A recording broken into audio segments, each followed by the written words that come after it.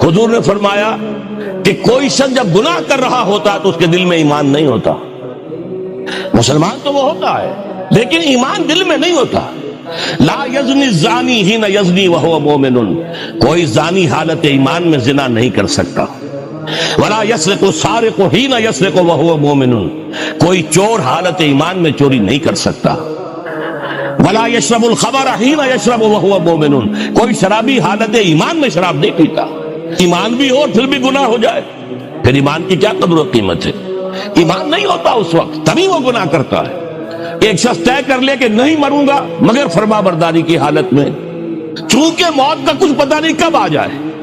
لہذا اس آیت پر عمل صرف اس وقت ممکن ہے جب کوئی لمحہ بھی معصیت میں نہ بسر ہو. تب یہ ہے کہ آپ کہہ سکتے ہیں کہ نہیں مروں گا مگر حالت فرما برداری میں. اس پر عمل کرنا کوئی آسان کام نہیں ہے.